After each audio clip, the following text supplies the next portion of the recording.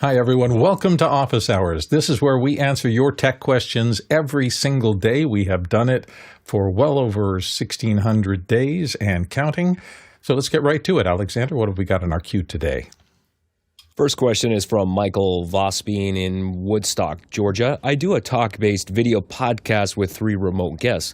What is your recommendation for getting ISO audio and video recordings of all 4 of us? Hi, Michael. Well, you don't say what system you're using. If you're in Zoom, you can get ISOs if you have the right software settings, and it'll pull the individual shots of the people. Now, I'm not sure. I don't do this every day, and the people who do this a lot tell me that there are some caveats and some specific things you have to do. But I know that that is one of the programs. If you're using the entire Blackmagic Resolve workflow, it has an automated system of pulling those all out. Let's talk to some other people and see if anybody else knows more. Jeffrey, start us off, and then Alexander. So yes, you can definitely do Zoom, but there are some other services out there that allow you to do ISO recording. Restream and StreamYard are 2 of them that have independent ISOs, so you could actually go live with your content, and then when you're done, you can pull the ISOs out and create a podcast from that. You don't even need to go live on those systems. You can actually do it totally enclosed. Nobody knows what's going on except for the 4 people. The other one, I'm trying to remember the name of the company, and it's just escaping me, but there's a few different other ones that do ISO recording from there. Just do audio podcast ISO recording, and there are some audio versions, audio programs you can do. There are ways to do audio only ISO recordings going into a DAW, and that basically is bringing them in individually and then doing a mix minus onto the mixer and then bringing it out through separate channels. We used to do that all the time before Zoom was even around. Alexander Knight, you want to go further? Yeah, there are a bunch of solutions for web-based stuff to continue on that trend, like Jeffrey was saying. The other one he may be thinking of is Riverside.fm, which can do double enders for videos. And yeah, you do have to pay for it. It can do up to 4K. And I know that works well for a lot of people. There's also a lot of software-based dedicated solutions, like Mickey in the chat was suggesting Zoom ISO, which is a subscription service, but a local app that can pull in dedicated ISO video and audio feeds as well, so you can control the levels of each individual participant. That's by far the highest quality way to get out good quality video from Zoom. There's also other applications that use the Zoom API. So I use Mimo Live, which does the same thing as Zoom ISO. It will allow you to connect to a meeting and pull individual participants out, and then you can do the entire production. I mean, Mimo Live is a compositing engine, so you can do very complex production with it. You can record locally, both the audio and the video as well. You can put graphics. Of course, there's other applications like Ecamm as well. And of course, VMix, I believe, and Wirecast. They all have Zoom integration as well. And they all do things a slightly different way, but more or less you can do that ISO part. And, depending on what your budget is, the prices will vary. So you'll have to look into that. Nigel? I think it also depends on your level of technical skill or the technical skill of the person using it. I think if low technical skill, then I love Riverside. I use Ecamm a lot. And I think you have more time and effort, then you can start climbing up the complexity ladder that will get you into the Zoom ISO stuff, be it through any of the tools that we've mentioned. But if you really want a really simple way, easy to use, fairly foolproof, Riverside or Ecamm. And as was stated before, one of the things I recommend people do, if you're talking to people and you want the best quality video, because every single remote system that I've seen is just, it's at the whim of the internet and all those connections. So while you can get clear shows all the way through, if you're really particular, we also recommend that people learn to do their own ISO recordings at their desktop so that at least at the end of the system, you have the potential to say, hey, can you send me your clean video file that you captured locally, just in case something went wrong with that combined network feed. So just another tip if you're doing this for professional reasons. Let's get to the next question.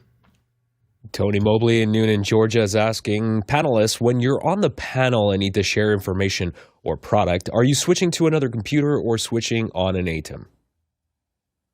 Let's start with Jesse Kester. Jesse? The answer is yes. We are switching on the same computer, different monitor on an ATEM. So we, here's me.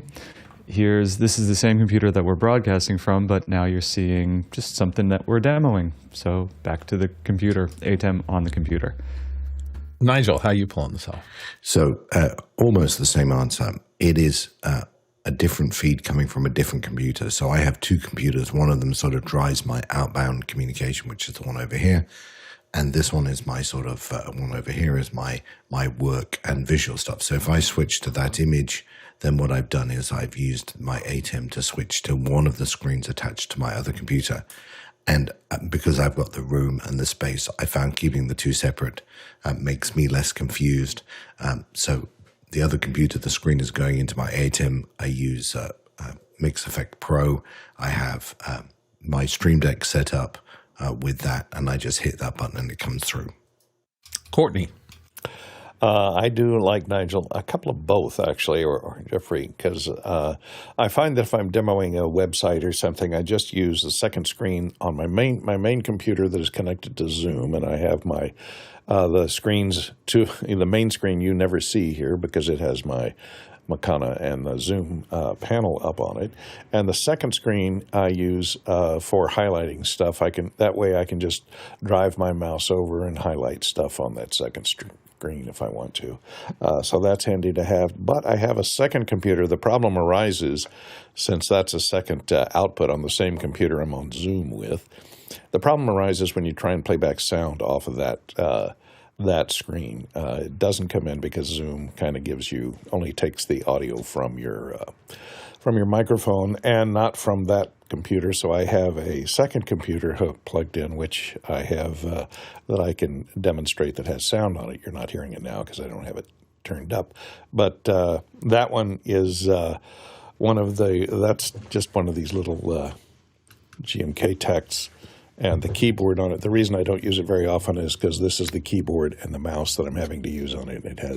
This is the mouse on it, so that's not very easy to use. So, but if I need audio, I have that output of the ATEM on a separate pot that I can fade up on my Rodecaster Pro and control the level of the audio coming off of that easily.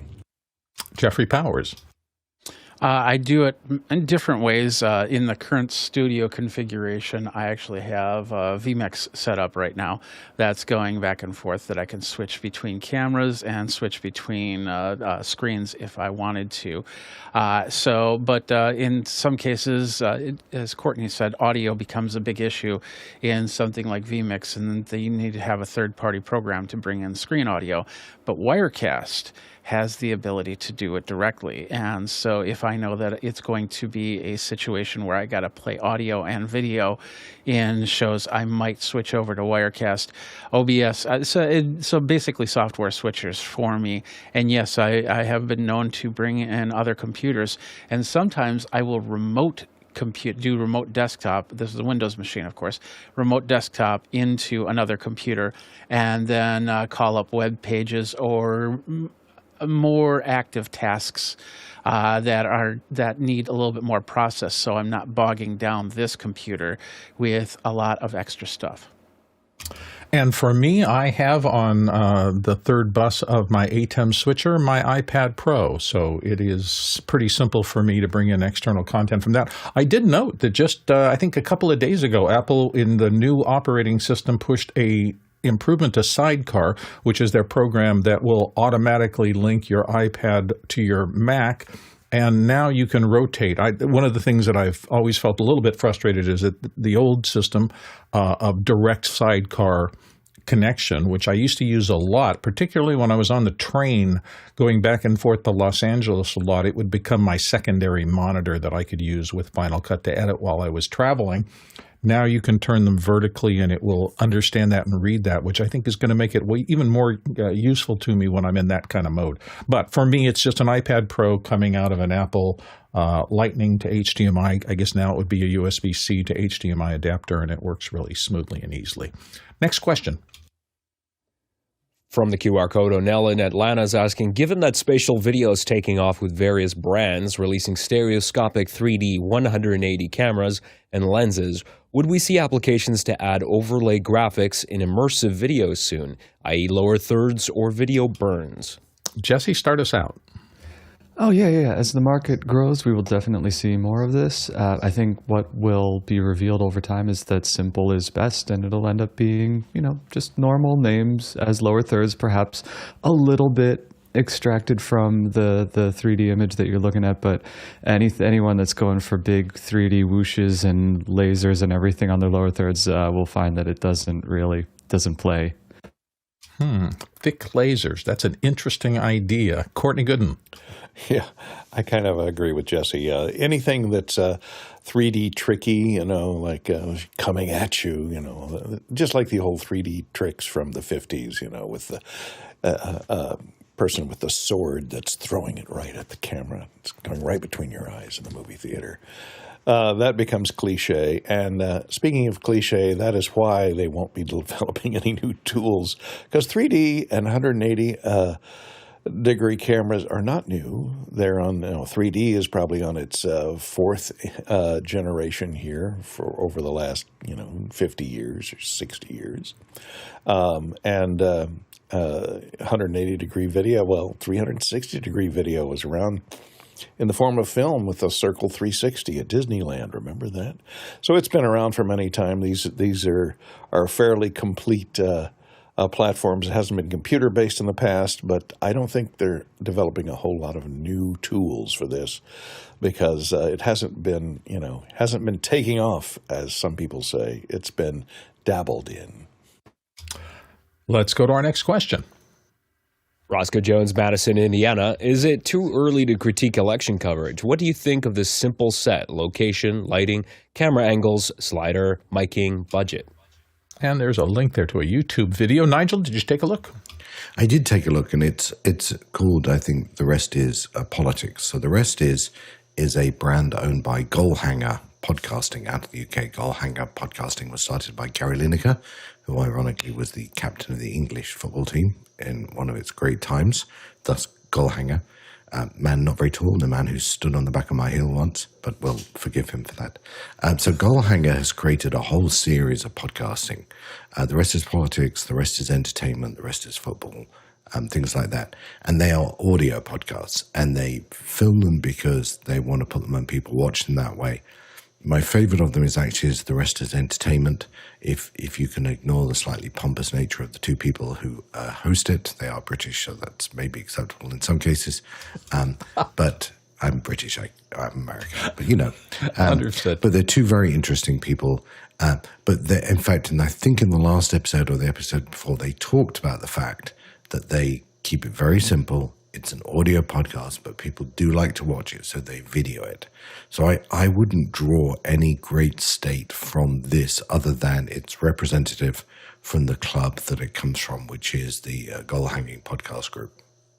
I aspire to be slightly pompous somewhere in my life. Jesse Kester, dive in. Let's take a look at what we're talking about, and then we'll talk about what we're looking at. So this is the wide shot. I'm going to make sure this is muted. We'll do some playback. It's fine. It's what might be described as a minimum viable product for a video podcast type thing. And there you just saw the one crime the only thing that I can really pick on them for, and that is that they broadcasted the end of a motorized slider camera coming to a stop and then going in the other direction, and that I'd rather have the camera on a tripod than broadcast the end of a motorized slider. But other than that, looks good, looks fine, sounds fine. I didn't watch too much of it, so I can't comment on the discourse. But, as a technical piece, sure. Jeffrey Powers. Yeah, I took a look at that and the previous videos from there. So the previous videos, they were all in Zoom, some sort of Zoom call or Teams call or whatever, and they were doing the production that way. What I noticed when they moved to this building is it's a fairly empty building. So my guess is this is a vacant floor on a building in New York City, and there's a view, not a great view of New York. I really wish they could kind of show the city a little bit more instead of just the rooftops, but that becomes a hook when it comes to video content, because people can see, oh, what's going on in the background? What's this? They're in New York. They're in a very expensive building, but most likely it's just a vacant floor that hasn't been rented out, so they're just using it for a while. Maybe they just moved into it, so it's very possible that it could build out after that. But my guess is this is something that's going to be very movable, and they might go back to Zoom. They might go back to other rooms. I noticed when Nigel said that there's other versions of it, I went to do a quick search of the other shows and notice that they're in different rooms as well. So maybe they're all encompassing in the building. We'd have to wait and see how, if and how it builds out. But yeah, if you are focused more on the audio side and you're just doing video because it's going to be some extra views, then sometimes it doesn't really matter because it's all expirable content anyway. You're not going to watch it in 2 months. Courtney Gooden. Well, it's kind of interesting as a graphics layout. It seems to be there's no overlay tickers or anything on the image where the people are here. You know, this pane stays pretty much consistent as they're talking. Whoops! Did you mute yourself, or is it just a dropout? That's the problem of having the space bar to start things and mute things at the same time on a PC. So anyway, you're fine now. What I was trying to say before I muted myself, so unconsciously, is the panes are static. The information panes, there's one on the right here, there's one in the corner down here that has the time or the location of the things appear down there. And there's this competition, or I guess they changed this lower third, you could say, but it's not an overlay lower third. It's a screen division. So as you go through here, you can see that those screens are displaying results from other areas, and the lower corner is giving you the time or the location, things like that. But there's nothing overlaying the main screen there as that remains intact as you go through the entire podcast. So it's kind of interesting then that the graphics are adding additional stuff, supplemental stuff on the side that may or may not be related, including there's some advertising that pops up over there occasionally with QR codes. So that doesn't necessarily interfere, but it's there to supplement what they're talking about, and it's not as annoying as a scrolling ticker across the bottom that you have to read consistently, and if you miss part of it, it's gone. So. The only thing I'm stuck on is when Jeffrey said it could be an empty floor of a building in a high-rise. I had to shoot in one of those once, and we spent 2 days building out our sets.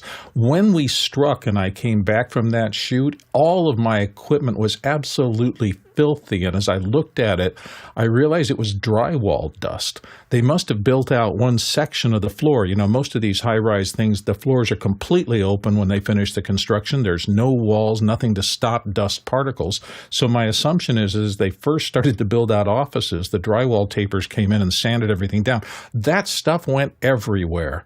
And it literally took me 3 weeks to get my cables and my gear back into what I considered acceptable condition without getting drywall dust everywhere. So I'm leery when somebody says we can go in and do it in the empty floor of the office buildings. Maybe that's what you have to do. We got that video done. It was a lovely video. It's my least favorite location to be able to do something like that. So that's a sidebar, but just be aware of that. Next question. From Paul Wall, who's in Austin, Texas. What does this production list tell you about the state of TV and film ventures? And there's a link to productionlist.com. Yeah. Nigel, did you get a look at that? And what did you think? I did get a look at it. And to be honest with you, I don't know whether it tells you very much, partly because these are mostly in pre-production or in development. So they could spend forever there. Some of them have stars linked to them. Obviously, a lot of UK stuff. A lot of BBC stuff. I mean, you can see Slow Horses in there. You can see Silent Witness Series 29. So they've been banging that drum for a while.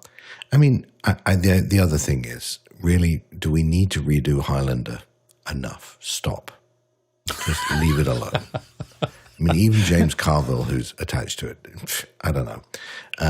And does the world need another Mutant Ninja Turtles film? But Virgin River 7 will make our household happy. We like Virgin River. But I don't know how much of a sample. And by the way, I only saw this because someone shared the link, because mostly it's behind a locked wall. I don't know what it really tells you other than people are struggling to find new ideas. Yeah, I think that's a fair comment. Jesse Kester, what do you think? Well, I think that if you were to take a survey of local 3-year-olds in this apartment complex, we do need more Ninja Turtles movies, like a lot more Ninja Turtles movies.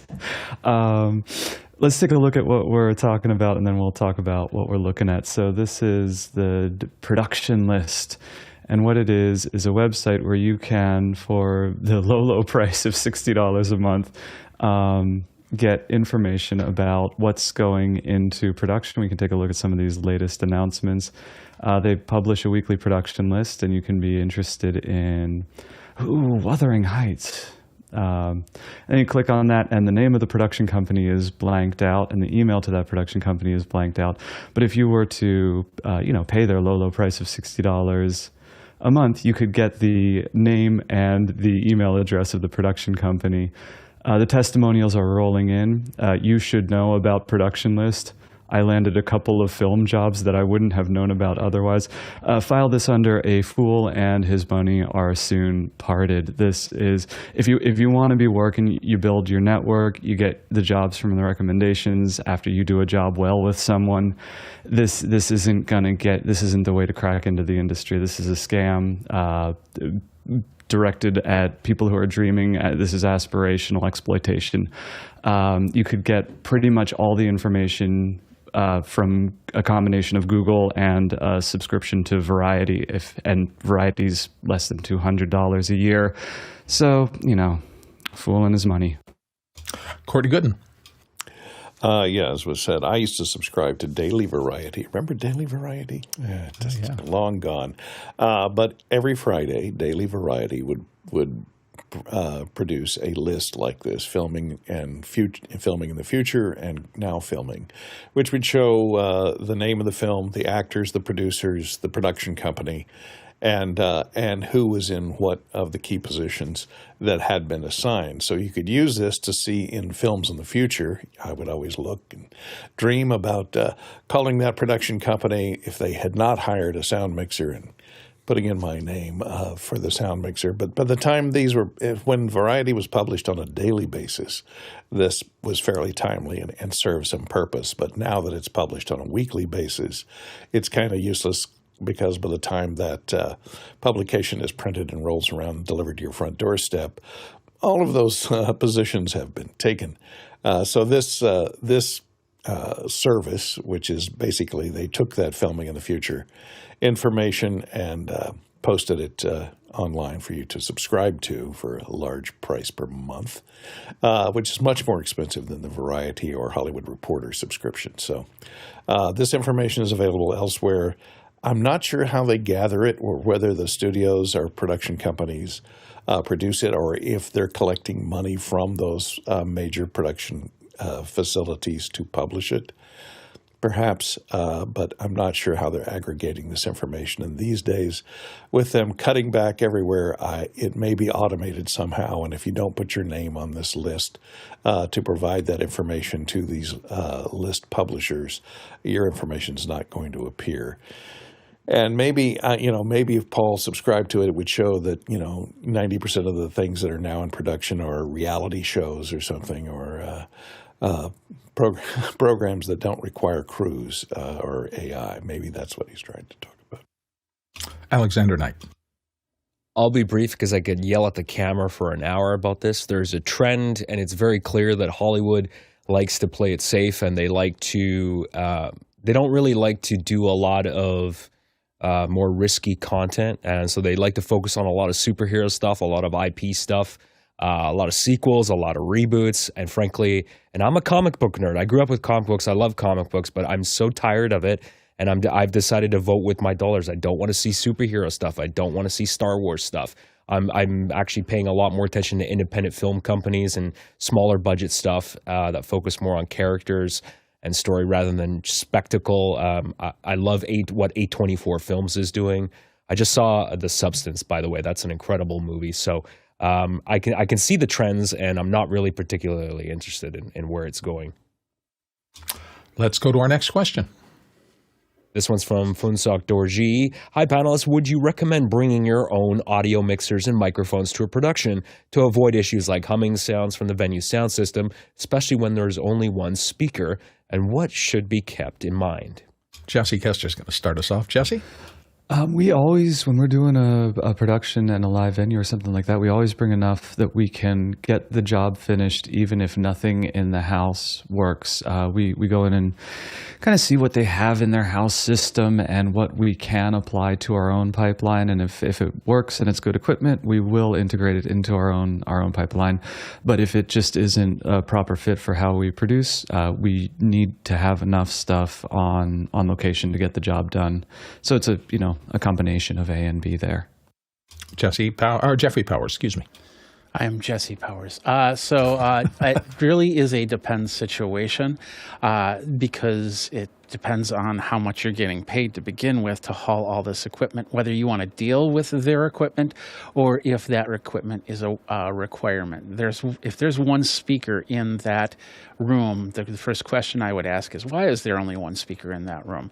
Is it because that will fill the room? Is it because that speaker is more than enough? Is it because they have an RTA requirement and they can't go past a certain level? And if you start bringing in your audio equipment, you're starting to go past that level. And you're going to blow out ears and everybody's going to hate you, and then you're not going to get another job. There are some situations where I'm not paid to do the audio side of things, so I'm not going to bring in audio gear and kind of fill my truck. I will bring in some extra items that could enhance what's going on in the audio gear. But for the most part, if they want the full package, they say, hey, I'll say, here's what it is. Here's the list of items that I can bring, and that's how much it's going to cost. And if they balk at that, then I give them disclaimers. I say, then if you want to use your equipment, that is going to be something that is on you, and it's not going to reflect back on me. And they sign it, and I sign it, and we're all happy. Does it make me happy if the audio goes all kapooey after that? No, because at the end of the day, it still is my production on things. But for the most part, going in and checking out the equipment, but getting ready to use your own equipment if time being is that's what I would probably look at. Courtney. Depends on what I'm being paid to do. If I'm being paid as a as something other than the audio person to mix the sound, I would usually not tie into them to avoid ground loops. If I do have to, for example, if I'm a teleprompter operator and I need a speaker near me because usually I'm backstage somewhere and all the amplification is outstage, and it's crucial that I hear clear audio from the person speaking in order to run the teleprompter. I bring a portable battery-powered speaker that I will hook up to their house PA, and I just request that they feed me a line-level XLR plug that I plug into my little battery-powered speaker. It's about this big. And I can control the volume on it. So if they have it set too high, I can crank it down. If they have it set too low, I can crank it up. And it's battery powered, so it does not connect any of my AC operated equipment to the same ground as the house's ground. And I always like to run on all of my equipment, I run all the power off of my own gear. So I'll run a power feed for me, and then everything else that runs out, like the teleprompters and that are sitting on the stage, I run power to them from me. So I'm all on a common ground, always. So I always run grounded cables to all my satellite equipment, and it comes back to the same source, me. And I don't plug into another plug that's in the other side of the hall, usually because that can create ground loops, because sometimes there are different transformers on different sides of a venue. So you'll get into ground loop situations, which if you're doing any kind of audio or video, back in the days of analog video, you could get hum in the video, which would be a moving bar that would move down the screen of the video screens, and that's very annoying. And that came in through ground loop problems. Alexander Knight.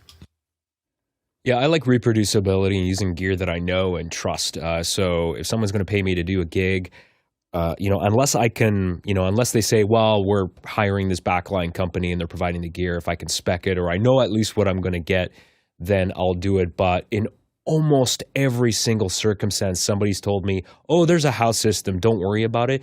It's really old analog gear with an old PA that half works and, a crappy old analog mixer that, has a bunch of problems. Some of the half of the channels don't work. So I don't like using other people's gear. To the points that some people have already reiterated. So I'll leave it at that. But yeah, bring your own gear. If someone's going to pay you to do it, make sure you charge appropriately for that. And that's the best way to ensure that things run smoothly. Are you hearing a consistent trend here? I was looking, Mickey Makachar, our friend, said, testing and troubleshooting equals time, which equals money. Just bring something that works. That will be the last word on this. Next question.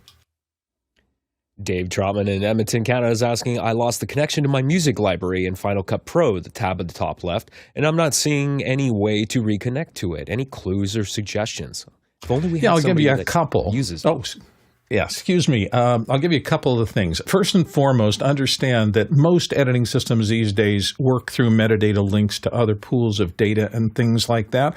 And these are absolutely critical in Final Cut because it was the first one that really had this kind of metadata star out to everything that it does connection.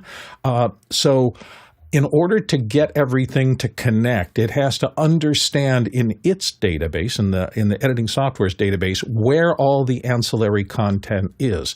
Now, if you were using what is called in the Final Cut world additional content, when you installed your operating systems, one of the things it probably did was suggest you download additional content. Those are typically the libraries of things like sound effects and music and stuff like that that are too big for the initial download. They didn't want to tuck that all into a huge program.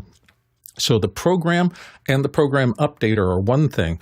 The additional content is something else. So if you didn't do that, or even more likely, if the links between the additional content locations in the main programs have somehow become broken, that's when you run into things like this. One thing you can try to do, if it understood where this was, hold down the Option and Command keys while launching Final Cut Pro 10 the next time and delete the preferences when it asks you to do that. That's a typical way to let the program go back out and refresh its links to the outside world. Maybe that'll do it. It's just one of those things that you have to understand that much metadata management. Once it's right, it typically stays right. I haven't lost links to a library in 4 years. So it'll be consistent if you get it right. But if you've done a major upgrade and things have broken, you've got to go make those links happen again or it's not going to work smoothly for you. Hope that helps. Also, go online. Even Apple and Apple's knowledge base library has articles about relinking this kind of content. So you have a lot of support there through the Apple ecosystem. Good luck. And if you don't solve it, come back and let us know. We'll try to help you out more. Next question. This one's from Ike Potter in Hanover, Germany. The HaloRC Blackmagic Controller, a small touch-sensitive monitor, is a remote control for Blackmagic designed cameras over Bluetooth. Nice. Thoughts? And let's start with Jeffrey Powers here this morning. Been looking over it. It looks pretty nice. The only concern that I have right now is that Bluetooth control. With the I'm not exactly sure what the Blackmagic Pocket Cinema cameras have for Bluetooth in them. So that can definitely be a problem if you're doing this at longer distances. As for the screen's a little bit small, about the size of the actual Blackmagic screen, but it definitely has all the controls to make the changes.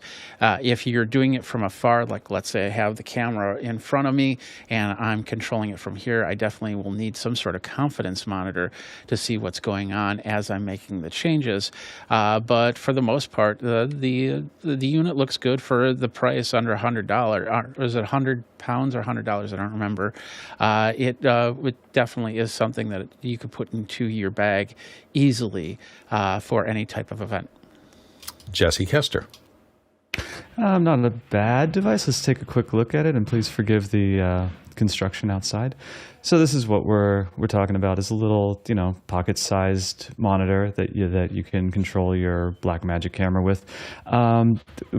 but you can do it with your phone. So let's ruin my color balance, or perhaps let's overexpose me. So you can control your camera from your phone via Bluetooth. I don't know that that the purchase is really justified, but I'm going to leave the white balance there for the rest of the show. You're blue, but you're not a blue meanie, so you're okay. Thanks, Jesse. Jeffrey Powers, you want to come back in? Yeah, the phone is definitely an option, but I don't like to use phone in production because you get a phone call, you get a Facebook message, you get some sort of alert, and then all of a sudden it loses the focus. And if you're in the middle of doing something, you get a little drop down while you're pressing that, it's then going over to the other application. So having that as a dedicated box, like I said, it's fairly inexpensive. I definitely would have that in my bag. Let's go to our next question. Douglas Carmichael says, Steinberg released Cubase 14 yesterday. Thoughts? Alexander Knight, what do you think? You know, I've tried Cubase over the years so many times. Something about the interface, it's probably because I'm so entrenched in the Pro Tools world, but I just couldn't quite get into it. But you know what? It looks like an amazing, it's always been an amazing feature-packed application, and it looks like this update is quite large. I mean, there's too many feature enhancements to really talk about here. I did notice that they have updates to Dolby Atmos integration with support for 712, better DAW session exchange file format support, and there's a lot of stuff. There's updates to plugins and tons of stuff. So it looks like a really cool app. I mean, it's got dark mode, so that's always good if you don't want to destroy your eyes at night. Let's go on to the next question. Christian Ortiz in Florida, what Thunderbolt hardware RAID storage would you recommend for around $1,000? I would like to connect directly to a Mac Mini by Thunderbolt and also share as a network-attached SMB device. This would be a cost-effective DAS and NAS. Direct attached storage and network attached storage. There we go. Just had to get it clear in my mind. Alexander Knight, start us out. Yeah, so with Thunderbolt stuff, the OWC's products are very good. They do have Thunderbolt RAID solution. I think probably more than one that has like NVMe slots you can just put in there. I'm actually kind of in the same boat as you, Christian. I'm looking for a new solution, and I've decided I'm probably going to end up with a Synology NAS. It's not Thunderbolt, but it does have USB and also a fast network card in it as well.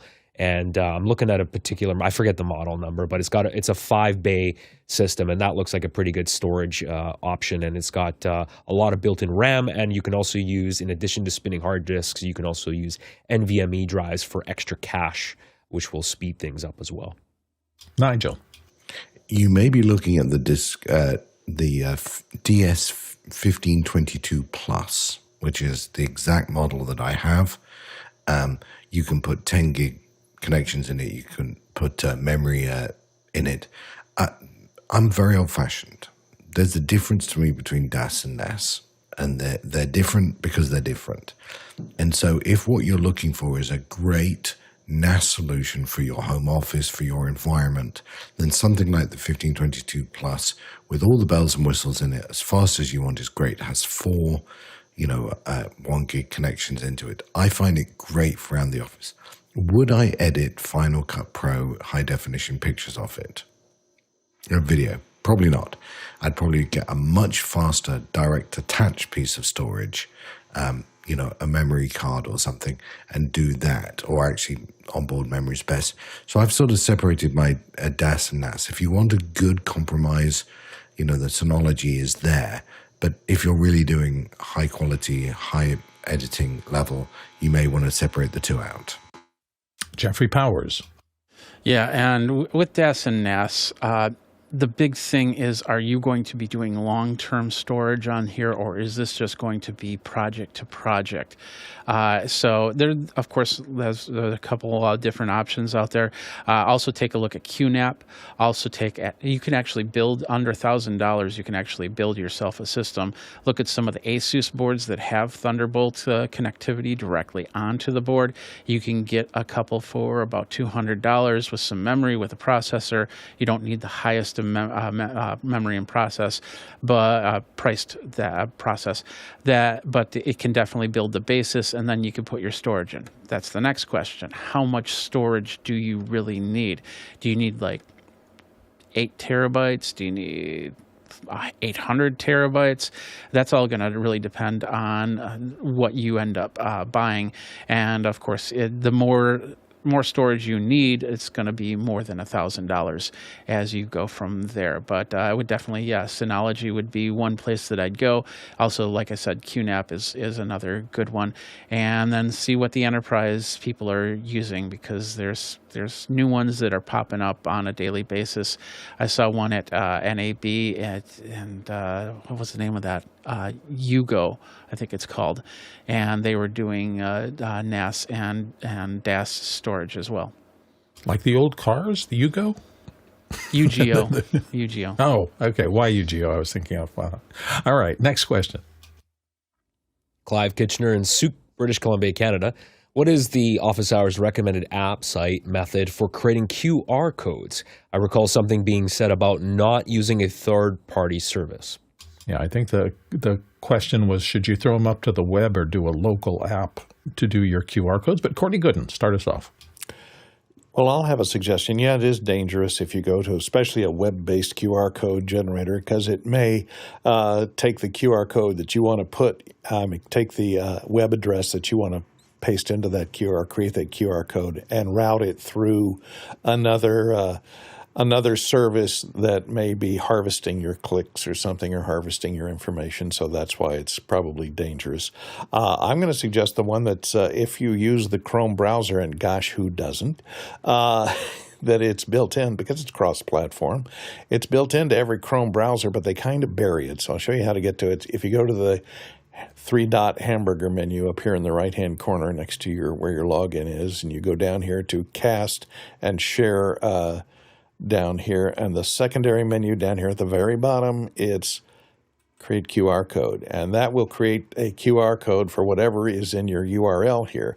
But what a lot of people don't realize is, and then you can either copy that to your clipboard or download it, and it downloads it as a PNG file where you can edit it and take out the little dinosaur here in the middle and put your own graphic in if you like. A lot of people don't realize that you can type anything you want to. So it doesn't have to be a QR code. Anything that you type in this little window at the bottom, it will translate into the QR code, and then you can download it.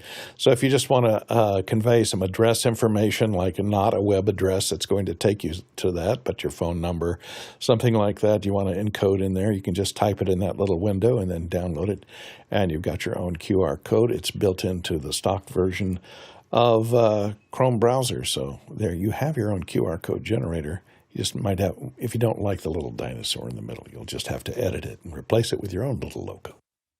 Yeah, I want a Yorkshire Terrier. Jesse Kester. We use an application that you purchased outright, and it's called QR Factory. And what you do is you take your text, you paste it in, it generates the QR code, and then you do have some controls for style. You can go with more rounded edges. You can adjust the colors. We keep ours very simple in terms of stylistic choices, as basic as it can get.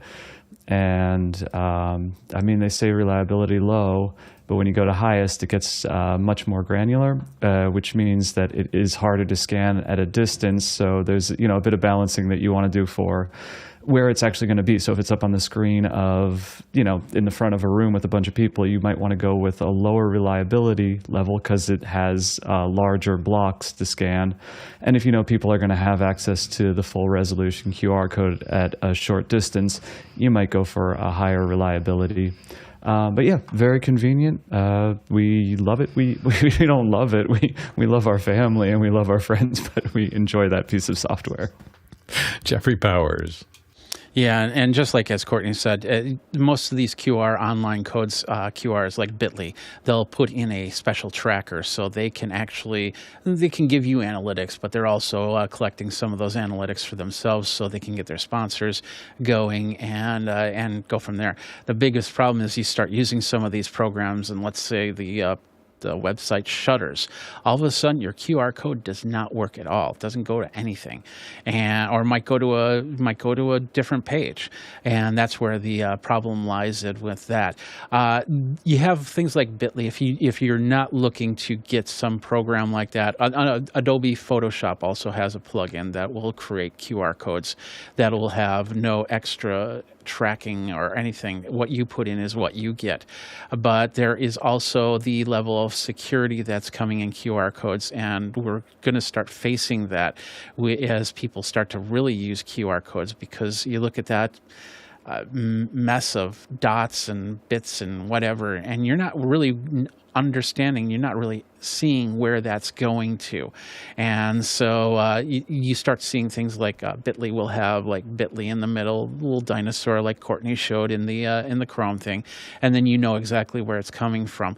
But there's going to be a lot of people that will not click on that. So especially if you really design it out, because some people have made it really cute, like they put it on the belly of a dancing bear or something like that, and so they're trying to get people to click on that, but that the security is going to be a very big deal in the future when it comes to QR codes, because right now it is a big bypass to a lot of security measures. Let's go to our next question. This one's from me, looking into a teleprompter for direct eye contact, but I doubt I'll be able to have questions up on the screen and Zoom in the same window. Suggestions? Gee, if we only had a teleprompter expert. Oh, Courtney's here today. Courtney, what do you think? Well, I would suggest getting a larger teleprompter if you've got the room for it, like a 15-inch with a 15-inch screen. And that way you can take the second output out of your main computer, the computer that you're using for your Zoom connection, and put the speaker view in a window that's lined up right over the lens, and you can kind of position the camera so that maybe it's at the top of the glass in the teleprompter, so that then you can put your speaker person in front of that, and so you have direct eye contact with your speaker view in Zoom. And then right below that, you could size down the Mukana questions. You could use the mobile version of Mukana and put that into a window and put the questions right below that. So there's a variety of ways you could have both on the screen at the same time and keep your eye contact for your person at the top. Sorry. Just knocked my extra keyboard to the ground there. But anyway, put that at the top and your questions right below it, so your eye contact isn't too far off for the questions, but it's also in the same screen. But you're just going to have to make sure that your the monitor that you use has reverse image on it, and it has the ability to display a high enough resolution to be able to read the teleprompter screen, or the large font version of Mukana with the questions coming up at the bottom. Jeffrey Powers. So if you're talking, if this is going to be something low key on your desktop, this is what I did with my camera, which I'm not using right now, but basically have my Sony camera. I found this is a PronStar teleprompter, which is meant to put your iPhone underneath, but I kind of hacked it a little bit, and I put in a Feel World display monitor that I can use as a catch monitor, a third display onto my desktop. I then flip the screen, of course, and then I can put the zoom, the two-screen zoom, the program feed into there, so I can actually see who I'm talking to, if this is just for yourself, for something closer up. And it does, I have read questions from this thing. I actually built my own Chrome plugin that would take the app and actually flip it around inside of Chrome, so I could read the questions from there. Hopefully, Alexander, that helps you. Let's get to our next question. Douglas Carmichael is asking, Microsoft is finally developing a native ASIO driver for Windows 11. Do you think this will elevate Windows' standing in the pro audio market? One of our Windows experts, Courtney, what's up? Well, ASIO drivers have always been available for Windows, back to Windows XP. You just had to load them separately. They were available as a driver. So I don't think it's going to make a difference in the market since it's always been available. And also individual manufacturers of audio equipment made their own ASIO drivers, which you could download or would download if you loaded their software into Windows. The article that you linked to there was about ASIO drivers built into the new Qualcomm version of Windows that will run on the Qualcomm chips versus the Intel chips. So that was, it's now built in along with MIDI 2, so you used to have to load a separate MIDI driver into Windows, but the new version that is designed for the Snapdragon Elite X chipsets, which is the new version of the Windows version of software that runs on the Qualcomm chips, will now have, or will soon have, ASIO drivers and MIDI 2 built in. You won't have to sideload them, or not sideload them, but load them as separate drivers. So not much of a difference. It'll be built in as opposed to having to go to a Windows website and download the ASIO drivers. Alexander. You know, I didn't always, or I wasn't always a Mac OS user, although preferably I am. I started out on Windows, and you have been able to do serious audio production work on Windows for quite a few decades. I remember starting on Windows 98. I was using Pro Tools on Windows 98. And then moved to Windows ME, which was horrible. And I've done audio production work on Windows 2000 and Windows NT. I used to build PCs actually in another life that were tuned specifically for audio production. So I had a lot of time and experience in optimizing Windows for that kind of stuff. So this is definitely a great thing, though. Having Microsoft involved with the ASIO driver production stuff, and anything that they can do to just make the out-of-box experience even simpler with, not having to install drivers, that's always a good thing. So this is fantastic news. Let's go to our next question.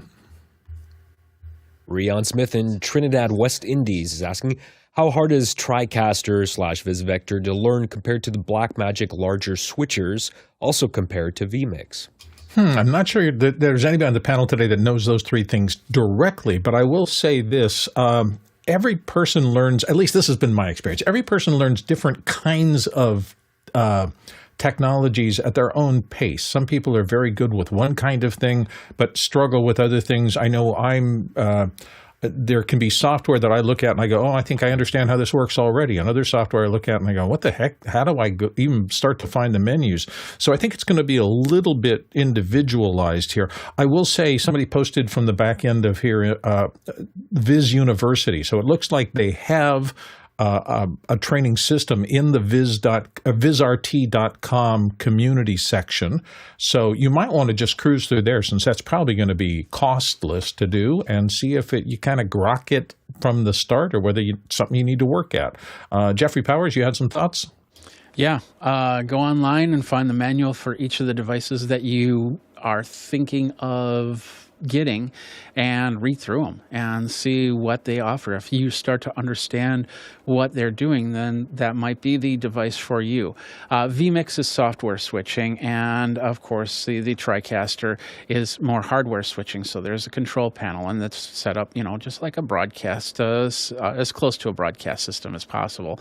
And I've sat down in front of Tricasters and understood what they do. Once you start understanding the ins and the outs of the button systems, then going from console to console is not going to be much of a big deal. It's all about what's internal that you don't normally see on the hardware console that makes it a little bit different. Tricaster has an internal set. Blackmagic technically has an internal set, but not as much. And it's more relied on their button systems, like their television production system. And being able to understand where everything is important. Whereas VMix, you could go completely off the rails and build something that nobody else understands, and except for you, and it fits you perfectly. So Robert Green in the back end has posted that Viz University link in the notes in the regular chat for those of you who are in the McCona system. So it's right there. And JJ McKenna noted that most certs are free as well, just not the diploma exam. So I guess you can go a good little bit of distance with what's right there. JJ also says for Blackmagic Design, get Mix Effect Pro from Adam Toe. So those are suggestions that our back end folks have made. Next question. This one's for me. Does anyone on the panel have any of the Blackmagic control surfaces? I'm interested in the Davinci Resolve Speed Editor to speed up my editing workflow. The demos I've looked at seem like it will really help with multicam edits. Jesse Kester, what do you think? We've tried surfaces other than a mouse and keyboard, but our muscle memory sits so deep in the mouse and keyboard that we always just kind of drift back to that and forget about the secondary control surface.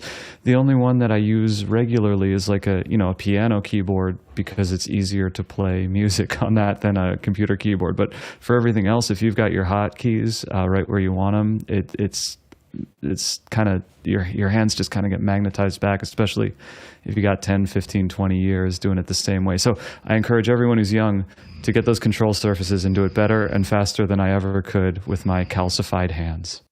Courtney Gooden. Yeah, I'm not an editor, but I have observed a number of editors that have gotten used to using the keyboard for editing where they don't really touch the mouse at all. It's all almost based entirely on keyboard shortcuts. But this is a good deal if you're into Blackmagic Resolve. The Speed Editor here is with the activation key, so you get your studio version, your licensed version of Davinci Resolve. So if you don't already have that, that gives you a license key and the Speed Editor for $395. That's great. One thing you might look at is if you're right-handed or left-handed. The way the jog wheel is set up, I think this would be better for right-handed people that want to use their right hand primarily to do the keyboard and jog wheel. So you might take that into consideration if you're right-handed or left-handed. You'll have to change your operations. You can't move that jog wheel to the other side. So that may be a problem for you if you're left-handed. I would also say one little thing. I've been in rooms with a lot of editors, particularly editors who were coming into a large operation in order to operate in a group setting. And I saw a lot of them had very specific setups, and it took them a long time to kind of build that. A lot of them had a tablet beside their keyboard, beside their mouse, beside everything, and getting things set up so that they were comfortable in that environment and all the shortcuts that they had programmed into, for example, the pen and tablet system, very useful for them and made them a more fluid editor. They really had to make that work with the systems that were in place being given by the overall operation. And some of them had a little bit of time and effort to try to figure that out. It slowed them down for a while in the first couple of days. That's one of the reasons that I've gone away from even using mice or anything. If I can't do it on a trackpad on a laptop, I don't want to deal with it because I just want one set of mental processes that tell me when I'm editing, all I need is this. If I have this, I can edit. I'm fine. I don't have to reach out anywhere to do anything else. That may not be you, but I've run into seeing that a couple of times. Courtney, do you want to comment on that? Well, just one nice thing about the Speed Editor is that it combines what would be, if you're using keyboard shortcuts, would be a two-key response to do something to a single key. So like, cut to camera 1, cut to camera 2 would be, you won't have to use two keys to do that. It assigns it to a single key. So it's a lot easier to use with one hand. And just do that for the single key shortcuts, and then reserve your main full-size keyboard for typing and labels and anything you'd need where you need the full alphanumeric keyboard. Yeah. So, and maybe just buy a bag to travel with it. If you're going to learn this and rely on it, make sure you can take it with you wherever you go so that your system works the way you expect it to. Let's sneak one more in. This one's from Rion Smith in Trinidad, West Indies. Best budget way to get audio from a church's in-house audio board back to my rig cleanly without wires. Alexander Knight, can you help him out? I'll be real quick with this. There's almost never a good reason to do this. Is there a cheap or budget way to do this? No. Maybe you could rent, but in almost every scenario where somebody's asked me to do this, there was never a good reason. Now, I had someone recently come to me and saying, I'm doing audio production on a boat, and I need to wirelessly send audio to somebody on shore. Now, there's a good reason to use wireless. Inside a church, no, just run copper wire, balanced audio, and find a way to tuck the wires so that people don't trip on it. You can cover wires. People are always worried about tripping on stuff. You can cover those wires. So I would just use copper wire. Don't overcomplicate it. You can use wireless systems like the Shure SLX-D stuff. You can set it to line level to do wireless stuff, but it's not cheap. Courtney, can you do 15 seconds? Sure, the DJI or the other Rode Go wireless microphones just have to make sure that you could use them with line level inputs. Just make sure the receiver is up high and has direct line of sight and gets a good reception and isn't moving. And with those two, you can do point-to-point transmission. Not so reliably, but at least it's wireless. That's our show for today. Thank you all so much for being here. Don't forget, the Office Hours shirts, I think, are still on sale. If you'd like to help support the show, a piece of that, a big piece of that, actually goes to the show to help us support our activities. Let's see. Today's Select Traversal. We have traveled 31,000 miles. That's 50,000 kilometers, or 246 million bananas for scale. We will be back here tomorrow doing the same thing as we do every single day on Office Hours. Thank you for tuning in and watching.